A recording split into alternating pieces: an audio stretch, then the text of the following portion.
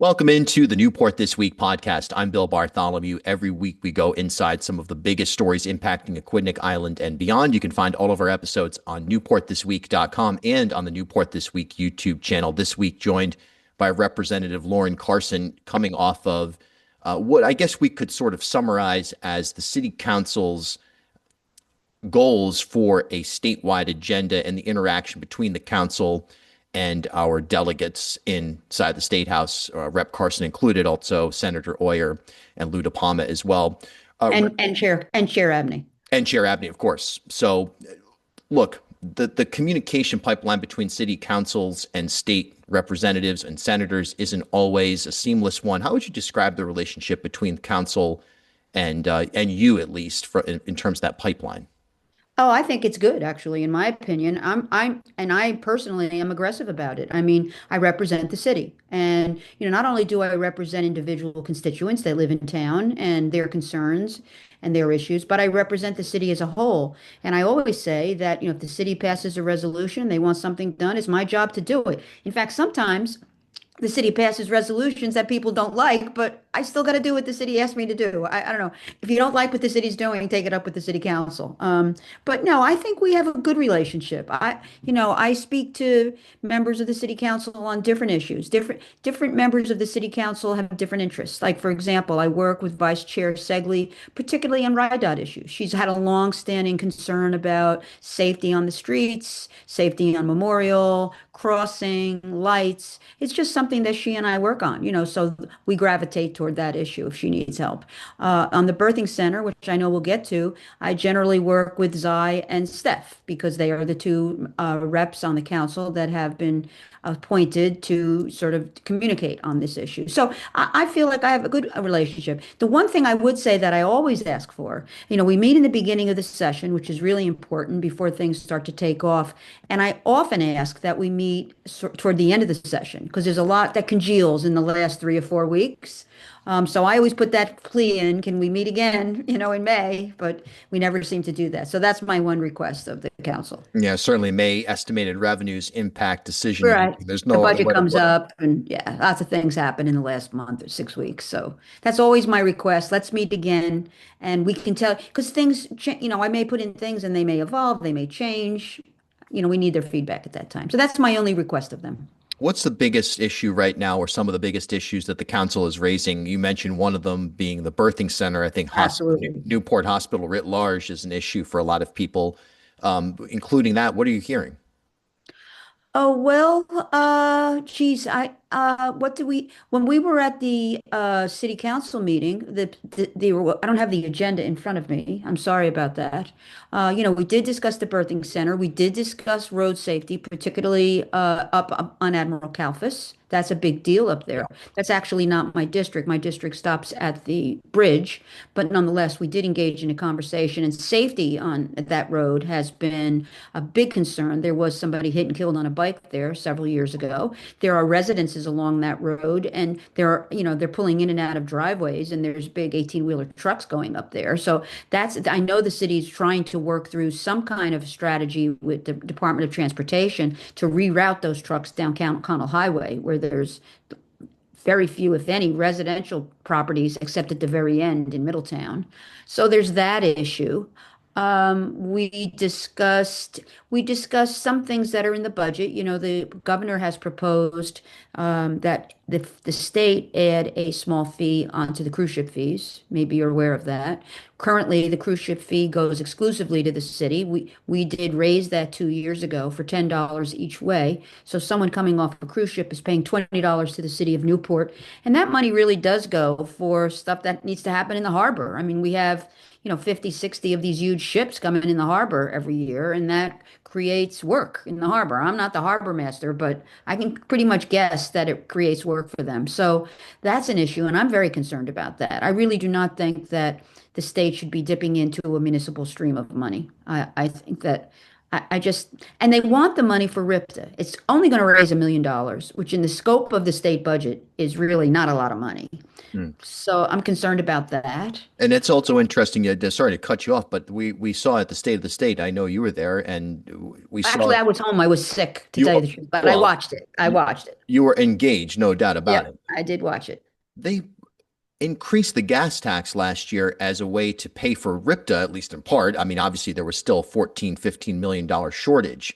Now the proposal is we're going to bring the gas tax back down. So you're saying that they're looking at things like municipal streams, give you the example right there of cruise ship. I don't know if it's a docking fee or whatever, $20 a head. The state's trying to dip into that so that they can make up the difference on RIPTA. It's only $1 million. Yeah, and there was 2 cents on the gas tax. I don't know. I think that if we're going to look at state expenditures, we have to look at statewide revenue streams. I don't know. It's just, again, I represent Newport. I'm fiercely defensive of the city, and I'm not happy about that. And we'll see what happens on that particular issue. Let's talk about the hospital, the big ticket issue, if you will, of this hospital as things have transitioned from previous ownership to now Brown Health. There was a lot of concern about consolidation or reduction of services that seemingly was truing out as the birthing center at Newport Hospital was set to be closed. Advocacy occurred last year, and I think with public pressure and political pressure to a certain extent. Certainly, the Speaker of the House was there, offering his remarks on this. Eventually, the governor got into the conversation. I mean, how can they close the birthing center at Newport Hospital and expect that an ambulance would be taken out of service to transport a woman in labor to Rhode Island Hospital? I mean, it is such a poor civic duty type of maneuver. Ultimately, they caved on it. Are you concerned they're going to close that birthing center now or any other aspects of Newport Hospital? Well, I think that the decision is not made yet. I think that, one of my disappointments at this stage in this discussion is that we're really not hearing enough from Brown Health. They're really kind of quiet on it. I spoke to them back in November and have not spoken to them since. I plan on changing that next month. I plan on getting engaged. I think that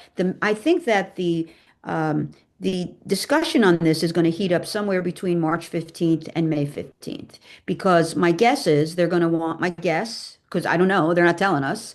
They did last year, they asked for state money. So my guess is they're going to ask for state money again to fill the gap. So that's where I think the real debate is going to come up.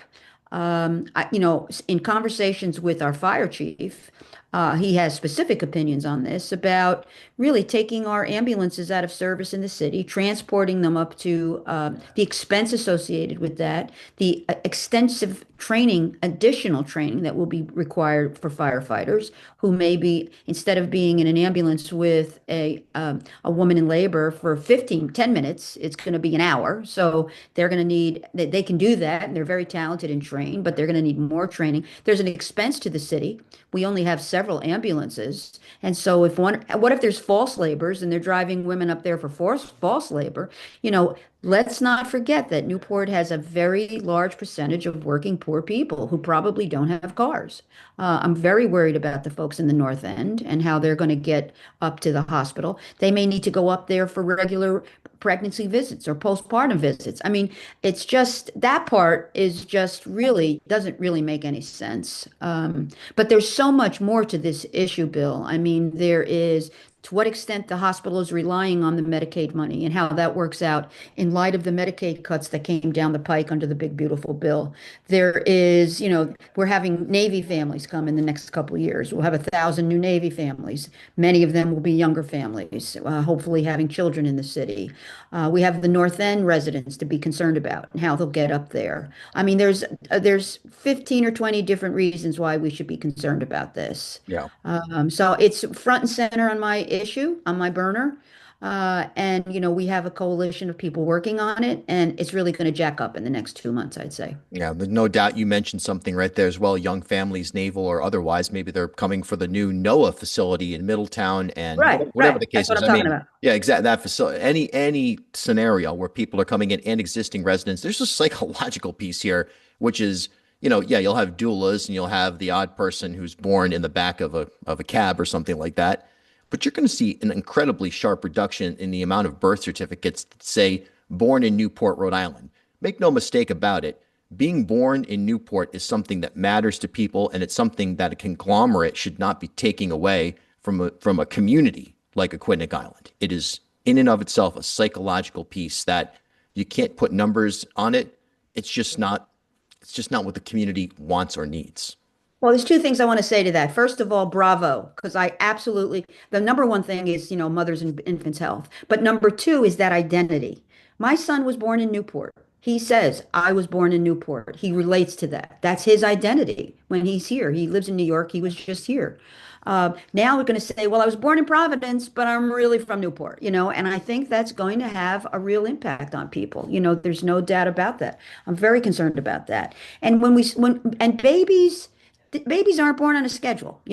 I say that they have a physical therapy facility at the hospital and they have appointments at 9, 10, 11, 12, 1. That money's very predictable. The patients go in and out. They have hourly kinds of appointments.